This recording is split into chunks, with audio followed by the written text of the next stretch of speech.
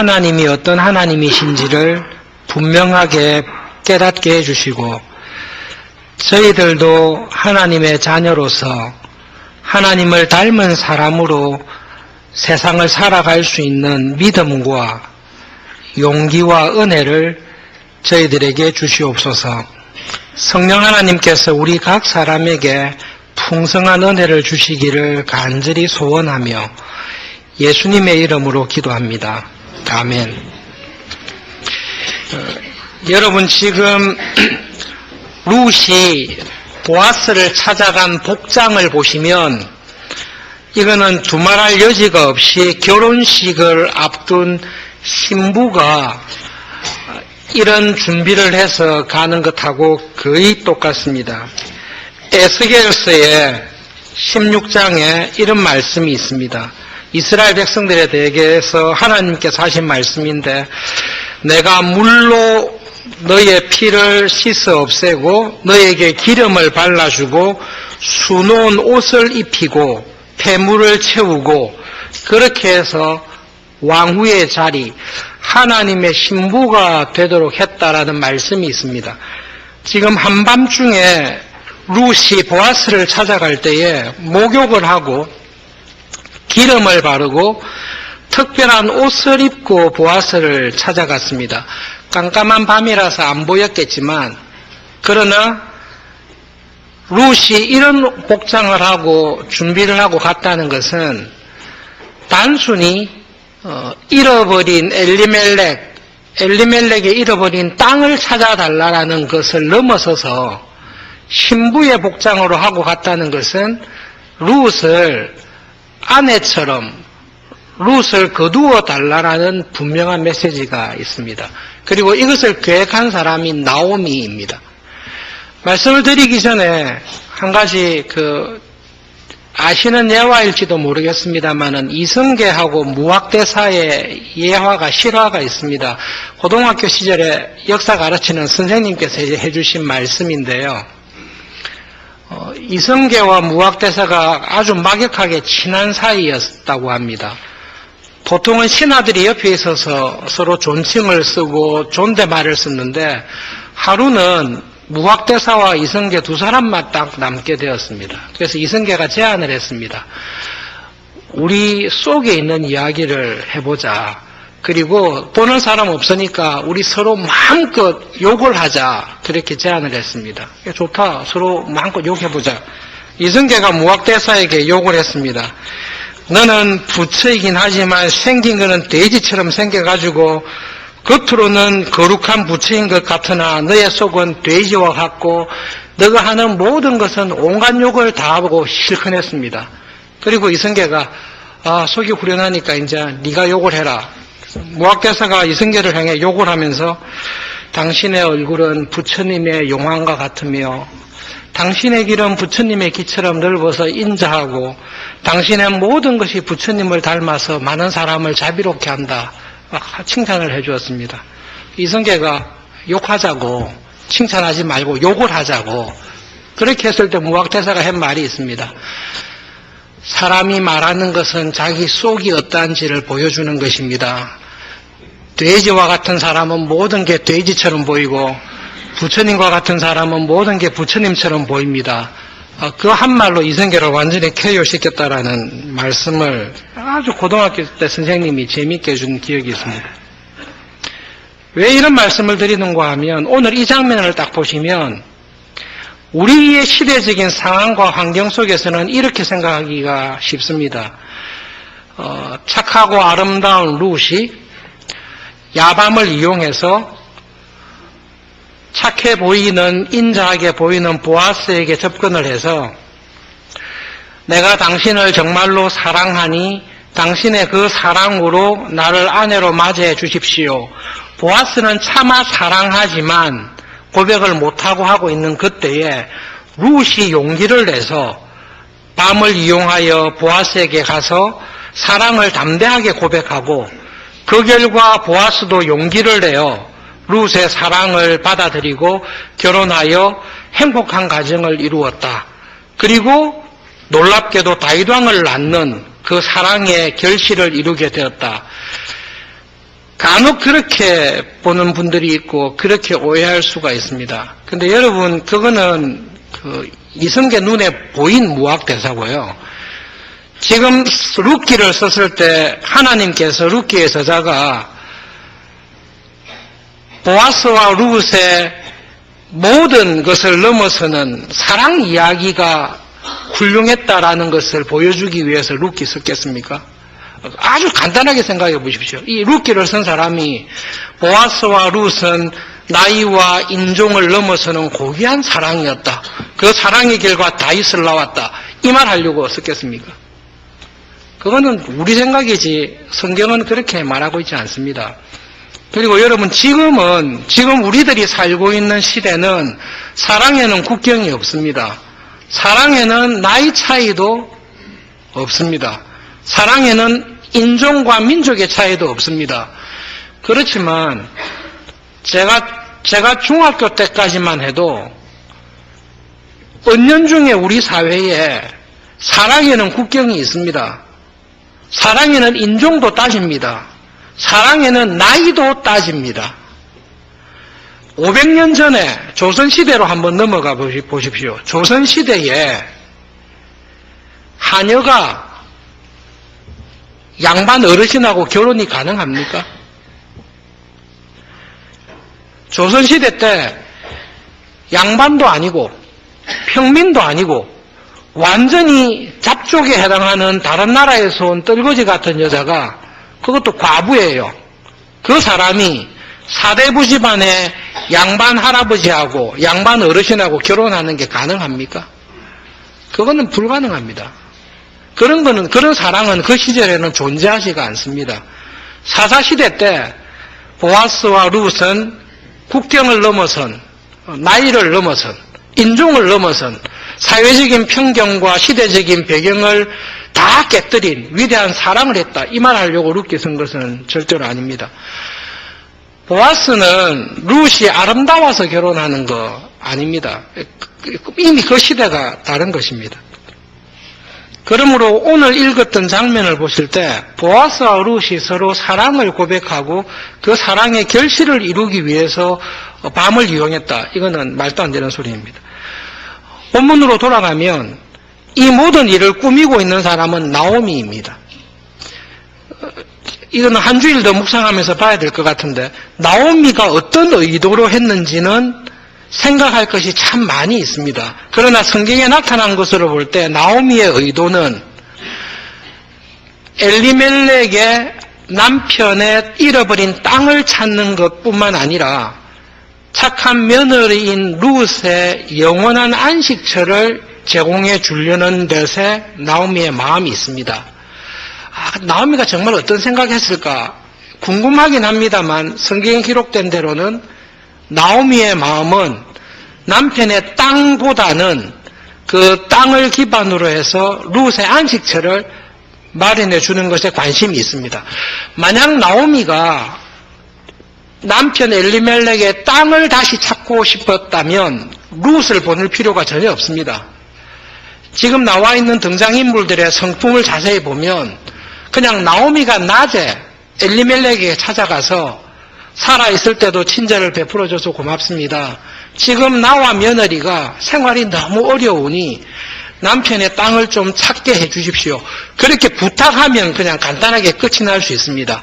간절히 부탁했을 때 보아스가 엘리멜렉의 밭을 다시 찾아서 나오미에게 주면 끝이 날 수 있습니다. 그런데 지금 나오미가 룻에게 뭘 시켰는가 하면 남편 엘리멜렉의 밭을 찾아달라는 부탁을 넘어서서 룻과 결혼해달라는 부탁을 지금 하고 있습니다. 그런데 이 부탁은 나오미가 상식적인 생각을 하면 이 부탁은 하면 안 됩니다. 왜냐하면 이 부탁은 바보가 아닌 이상 보아스에게 엄청난 경제적인 손실을 가져다 주기 때문입니다. 그냥 밭만 찾아주는 것도 경제적으로 힘든 일입니다. 그런데 밭을 찾아주고 룻하고 결혼까지 해버리면 이거는 거의 불가능합니다. 만약 그렇게 부탁해버리면 보아스가 밭도 못 찾아주겠다 이렇게 할 가능성이 큽니다. 그까지 설명은 길기 때문에 다음 주에 그 가까운 친족하고 이야기하면서 살펴보고, 어쨌든 나오미가 이런 무리한 부탁을 하게 된 것은 성경의 기록을 우리가 그대로 믿을 때에 룻을 통해 밭도 얻고 그것보다 더 큰 것을 얻어내야 되겠다라는 욕심 때문에 움직인 것은 아닙니다. 나오미의 마음속에는 룻에 대한 감사와 사랑 때문에 그렇게 보아스에게 결혼을 앞둔 신부처럼 준비를 해서 가서 나를 거두어 달라라고 부탁을 시킨 것입니다. 룻이 보아스에게 와서 한 말이 그것입니다. 9절에 당신의 옷자락을 피셔서 당신의 요정을 덮어 주십시오. 룻이 이야기하는 말, 이 말에 나오미가 신부 복장으로 보낸 이유가 명확하게 나와 있습니다. 당신의 옷자락을 펴서서, 옷자락이라고 되어 있는데요, 원래 쓴 원어 성경의 단어는 당신의 날개입니다. 히브리어 단어가 똑같습니다. 2장 12절에서는 날개라고 썼습니다. 이스라엘 하나님 여호와께서 그의 날개 아래에, 요 날개라고 했던 단어하고 당신의 옷자락이라고 쓴 거하고 똑같습니다. 그러니까 당신의 날개를 펴서 당신의 여종을 덮어주십시오. 룻은 이렇게 부탁한 것입니다. 처음 내가 왔을 때 당신이 고향과 친척과 부모를 떠나서 하나님께로 온 나에게 이스라엘의 하나님께서 그의 날개를 펴서 너를 보호해 주기를 원한다라고 했지 않습니까? 마찬가지로 지금 당신의 날개를 펴셔서 나를 당신의 날개 아래에 거할 수 있는 은혜를 주십시오 라고 부탁을 하고 있습니다. 그 부탁을 듣고 보아스가 룻에게 하는 말이 10절에 있는 말씀입니다. 10절은 오늘 설교의 핵심이니까 함께 한 번만 더 읽어보겠습니다. 그가 이르되 내 딸아 여호와께서 내게 복 주시기를 원하노라. 내가 가난하건 부하건 젊은 자를 따르지 아니하였으니 내가 베푼 인애가 처음보다 나중이 더하도다. 오늘 설교의 간단하지만 핵심적인 내용입니다. 보아스는 룻에게서 두 가지를 보았습니다. 첫 번째, 룻이 베푼 인애, 사랑이라고 번역하시면 됩니다. 룻이 첫 번째 베푸르는 사랑을 보았고, 지금 룻이 두 번째 보여주는 사랑을 보았습니다. 그런데 첫 번째 룻이 보여준 사랑보다 지금 두 번째 보여주는 룻의 사랑이 첫 번째보다 훨씬 더 크다라고 이야기합니다. 그 룻이 보여준 첫 번째와 두 번째의 사랑을 보고 보아스가 감동해서 하는 말이, 네가 베푼 그 사랑을 볼 때에 하나님께서 너에게 복 주시기를 원한다. 그리고 그 복을 내가 갚아주겠다. 내보다 더 가까운 친족이 갚아주면 그것도 좋고, 만약 내보다 가까운 친족이 갚아주지 않으면 하나님의 이름을 맹세하고 내가 갚아주겠다. 왜냐하면 너가 이때까지 보여준 사랑이 두 가지의 큰 사랑이 있는데 그 사랑이 나를 감동했기 때문이다 말씀합니다. 첫 번째 룻이 보여준 사랑이 무엇입니까? 그것은 보리추수 끝나는 이때까지 룻이 베들레헴 사람들에게 보여준 사랑입니다. 남편이 죽었습니다. 그러면 시어머니를 떠나서 고향으로 돌아가면 될 텐데 남편이 죽고 난 이후에도 시어머니 곁을 떠나지 아니하고 그 어머니와 함께 옆에 있어 주는 것입니다. 나오미가 객지의 삶이 지쳐서 회개하고 돌아올 때에 룻은 모압 땅에 있는 것이 자기에게 훨씬 행복하고 안정적이고 유익합니다. 상식적이면 절대로 따라오면 안 됩니다.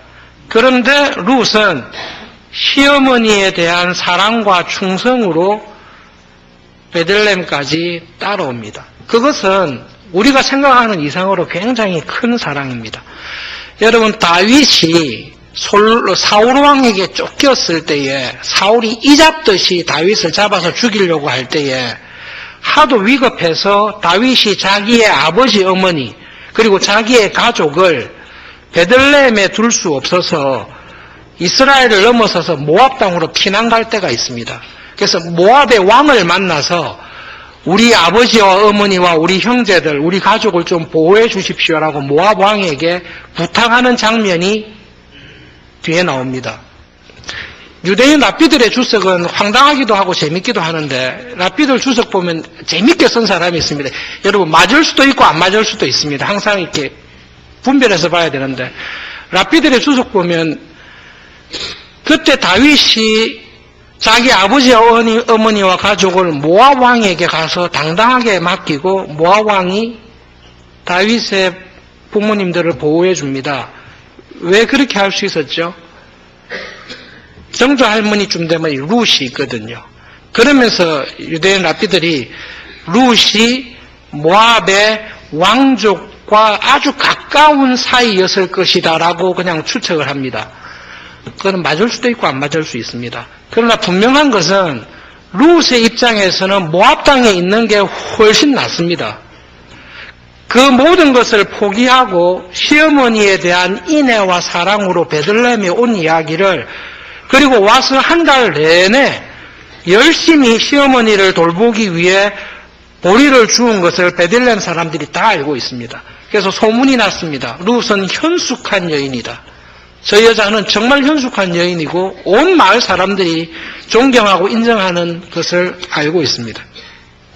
그것이 룻이 보여준 첫 번째 사랑 인애입니다.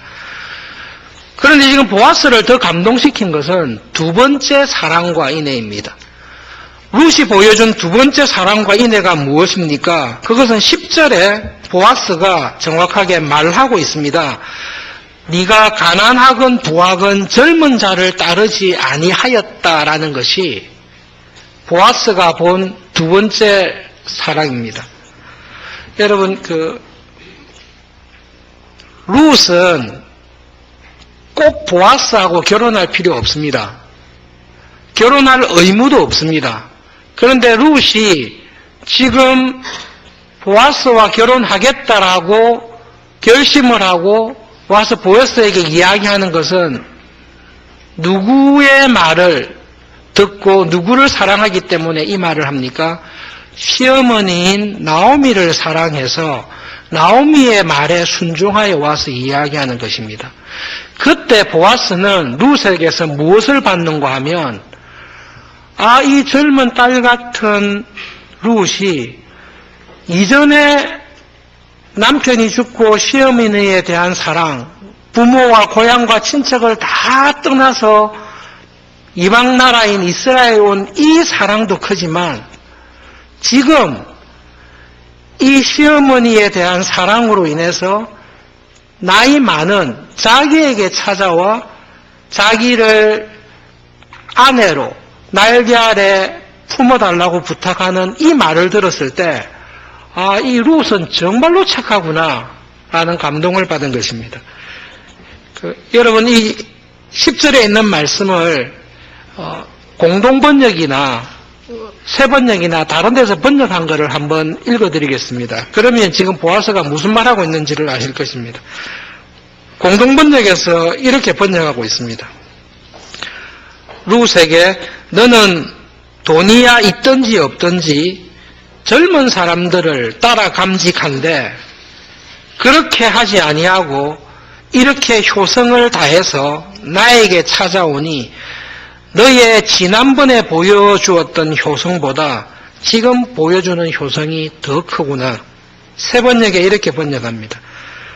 룻, 그대는 주님께 복을 받을 여인이다. 가난하든 부유하든 젊은 사람을 따라 감직한데 그렇게 하지 아니하고 이렇게 보여주는 너의 마음씨를 볼 때에 이때까지 보여준 것보다 더욱 값진 사랑을 보여주구나. 보아스는 지금 룻이 와서 나를 아내로 거두어 달라, 날개 아래 품어 달라고 했을 때 보아스는 룻이 이 멋있게 생긴 나를 보고 나에게 반해서 왔구나, 이게 아니라는 걸 알고 있습니다. 오히려 보아스의 입장은 딱 본문에 나타난 말을 볼 때는 내가 너라면 그 사람이 부자든 가난하든지 네가 좋아할 만한, 네가 행복해할 만한 젊은 사람을 찾아서 결혼할 것 같은데 아무런 의무도 책임도 없는 네가 왜 나와 같은 사람에게 와서 나를 거두어 달라고 하느냐를 봤을 때 너는 시어머니에 대한 사랑이 정말로 크구나. 내라면 나처럼 이렇게 늙은 사람한테 찾아와서 날개 아래로 거두어 달라고 하지 않는다. 오히려 젊은 사람을 찾아서 행복하게 살 것 같다. 너는 정말로 시어머니에 대한 인애와 사랑이 비교할 수 없이 크구나. 그 이야기를 지금 룻에게 하고 있는 것입니다. 그래서 보아스가 본 것은 무엇인가 하면 착하다고 소문은 났는데 결정적인 순간에 내가 이제 새로운 남편을 얻어서 행복하게 살려고 하는데 보아스나 당시 사람들이 볼 때는 젊은 사람하고 결혼하면 더 행복하고 즐겁게 살 것 같거든요. 그런데 그렇게 하지 않고 보아스에게 와서 의지합니다. 이 룻은 정말로 자기의 유익을 구하지 아니하고 시어머니인 나오미에 대한 사랑과 희생이 정말로 크구나. 거기에 보아스가 감동을 받았다라는 말씀입니다. 여러분, 지금 보아스를 움직이고 있는 것은 나오미에 대한 배려가 아닙니다. 사실은 나오미에 대한 배려는 충분히 해주고 있습니다.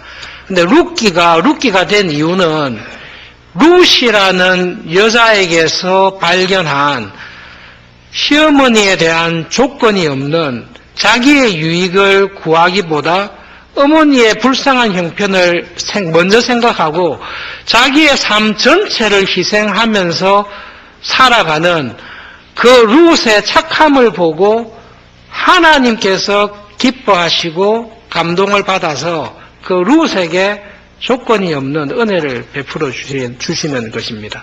그 하나님의 마음을, 하나님의 은혜를 표현해 주고 있는 사람이 보아스입니다. 보아스가 정말 감동받았어요. 이건 이 시대에 찾아보기 힘든 착한 사람이다. 그래서 맹세를 합니다. 내가 지체하지 아니하고 내일 당장 네가 요구하는 것을 내가 시행하겠다. 나오미가 좋아서가 아니라, 네가 사랑스럽고 너하고 결혼하고 싶어서가 아니라, 네가 살아가는 모습, 너의 마음의 중심과 네가 결정하는 것, 네가 행동하는 그 모든 것이 내가 보기에 너무 하나님 보시기에 사랑스럽고 기쁘고 착하기에 너의 그 모든 것에 대해 하나님께서 갚아주시기 원하는 그 마음을 하나님께서 나에게 주셨다. 내가 갚아주겠다. 내보다 더 가까운 친족이 갚아주면 그것으로 감사하고, 그렇지 않으면 내가 하나님의 이름을 맹세하고 네한테 약속하는데 너의 착함에 대해서 내가 반드시 갚아주겠다. 그 말을 보아스가 하고 있습니다. 여러분, 말씀을 생각하면서 누가복음 6장을 잠깐 살펴보겠습니다. 누가복음 6장 신약성경 98페이지쯤에 있습니다.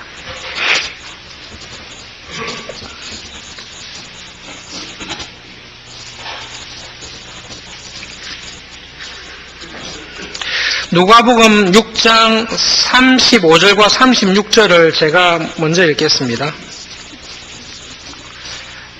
누가복음 6장 34, 5, 6절을 제가 먼저 읽겠습니다. 너희가 받기를 바라고 사람들에게 구워주면 칭찬받을 것이 무엇이냐? 죄인들도 그만큼 받고자 하여 죄인에게 구워주느니라. 오직 너희는 원수를 사랑하고 선대하며 아무것도 바라지 말고 구워주라. 그리하면 너희 상이 클 것이요 또 지극히 높으신 이의 아들이 되리니 그는 은혜를 모르는 자와 악한 자에게도 인자하시느니라. 너희 아버지의 자비로우심 같이 너희도 자비로운 자가 되라. 여러분, 38절은 암송하는 분도 계실 텐데요. 누가복음 6장 38절은 함께 읽겠습니다.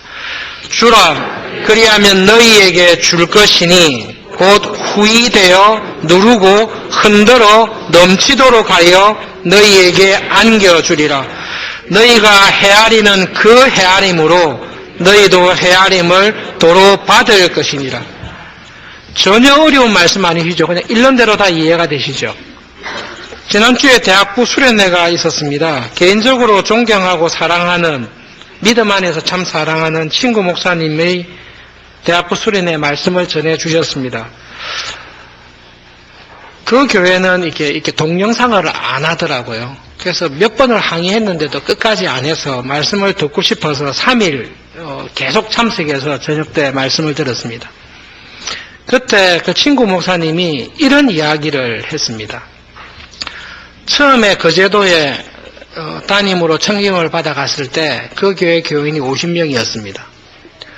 열심히 하는데도 목회가 원하는 만큼 부흥이 안 됐습니다. 정말로 작정하고 기도하며 금식하며 간구했습니다. 그래서 15년이 지난 지금 그 교회에 한 작년 출석 인원이 한 1200명 정도 됩니다. 한 해에 80명씩 10년이 들어왔다 그러더라고요. 80명씩 10명 되면 800명이잖아요. 쫙 이렇게 자라는데 대학부 형제자매들에게 말씀을 전하는 가운데 이 이야기를 했습니다. 하나님께서 왜 이렇게 나에게 은혜와 복을 주시나? 목회 사역뿐만 아니라 자기가 이때까지 살아왔던 삶을 돌아볼 때에 내가 한 일과 하나님께서 나에게 주신 은혜를 생각할 때에 이게 맞지 않다는 거죠. 나는 하나를 했는데 하나님이 열을 주신 거죠. 왜 이런 은혜를 주셨을까라고 이야기하면서 대학부 형제자매들에게 이렇게 이야기했습니다. 어린 시절을 이야기했어요. 굉장히 어렵게 지냈더라고요. 하도 어렵고 힘들어서 기찻길 옆에 흙집에서 살았는데 경부선 기차가 지나가면 벽이 흔들려서 흙이 떨어지는 그런 집에서 살고 있었습니다. 거지가 자살하여 죽은 집이었기 때문에 아무도 안 들어오려고 하고 믿는 부모님이기 때문에 그 집에 들어가서 살았습니다.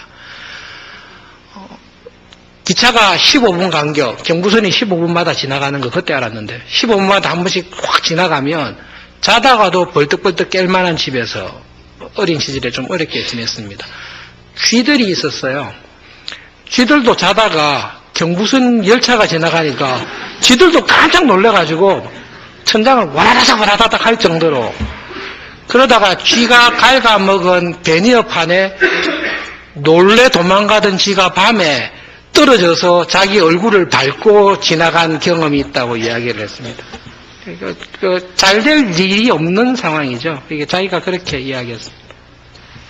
그런데 기억나는 게 있는 게 가난하고 어려웠는데 아침에 그때 거지들이 많이 있었습니다. 그리고 나병 환자도 다 가기 전에는 좀 있었습니다. 그런데 그 거지들과 나병 환자나 어려운 사람들이 구걸하러 올 때에 자기 어머니께서 한 번도 거지를 그냥 보내지 않았습니다. 밥을 준 게 아니라 그냥 집으로 오라 했어요. 들어와 해가지고 상을 차려주는데 자기들이 아침 먹은 것보다 더 많이 차려주는 걸 봤어요. 그래서 자기는 그때 되게 기분이 나빴대요. 우리한테 준 만큼 줘도 그랬는데 우리한테 준 것보다 거지들에게 더 준 거죠. 어머님 마음은 거지는 먹을 게 없으니까 한번 먹을 때 잘 먹어야 된다. 그렇게 차려준 거예요.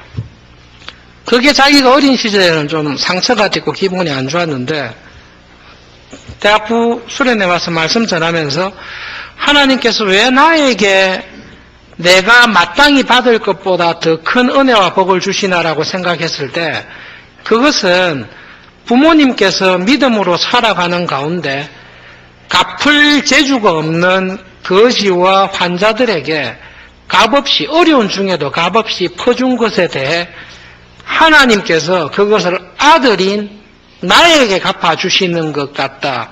물론 자기도 열심히 하고 최선을 다하고 있지만 그러나 내가 받는 은혜와 복은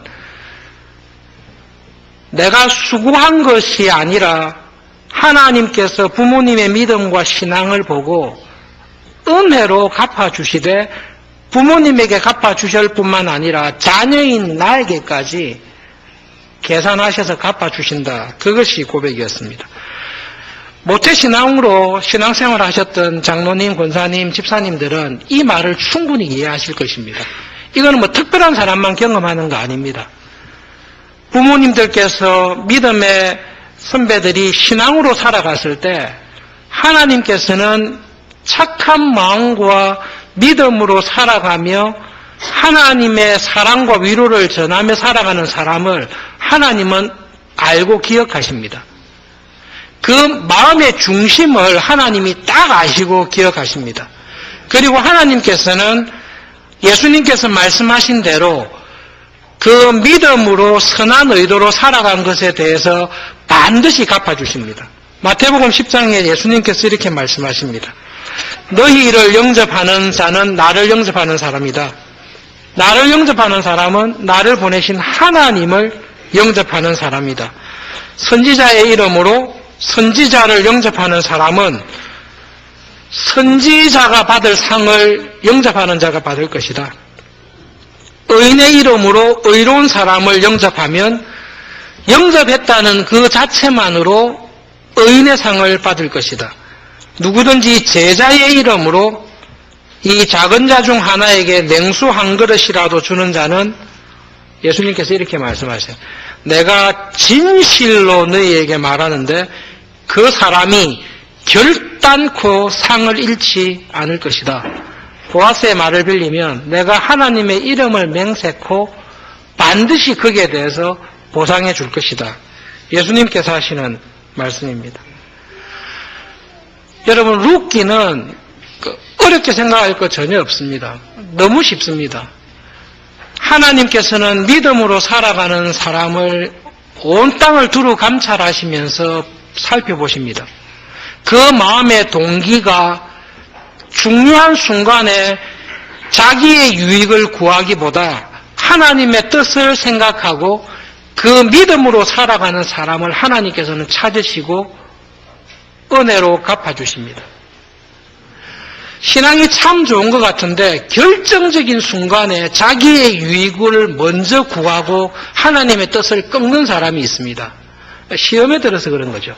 그런데 하나님께서는 우리에게 결정적인 중요한 순간에 하나님께서 보시기에 지혜롭고 하나님께서 보시기에 기뻐하고 칭찬할 만한 결정을 하고 살아가는 사람을 하나님은 반드시 기억하시고 갚아주시면서 내가 너의 삶에서 갚아주든지 아니면 너의 삶이 다 갚아주지 못하면 너의 자녀들의 삶에서 갚아주든지 자녀들의 삶에서 갚아주지 못하면 손자, 손녀, 천대까지 내가 갚아주든지 혹 이 세상에서 내가 갚아주지 못하면 하나님의 영원한 나라에서 영원 무궁토록 갚아주겠다.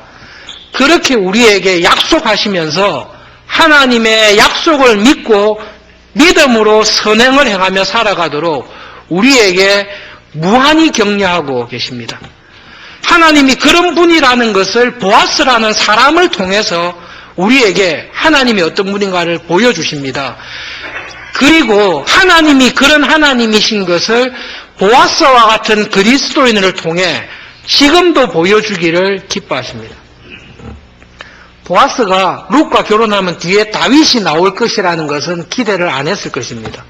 다윗을 통해 모든 인류를 죄에서 구원할 예수님이 올 것이라는 기대는 안 했을 것입니다. 그러나 하나님께서는 보아스를 그렇게 쓰십니다. 보아스는 자기 생전에 했던 것은 나오미와 룻을 위한 사랑으로 손해본 것밖에 없다라고 보여지겠지만요. 그렇지 않습니다.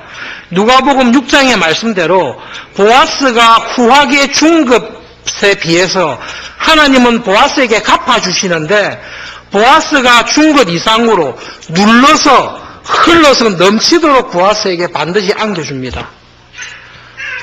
그것이 이 세상에서 광야와 같은 무한 경쟁 시대에 살아가는 우리에게 하나님께서 주시는 위로이고 약속입니다. 그러므로 여러분 남은 삶을 살아가실 때 하나님 저를 도와주지도 마시고 저를 어렵게도 마시고 그냥 이대로 가만두세요. 그 시험에서 빠져나오시기를 바랍니다.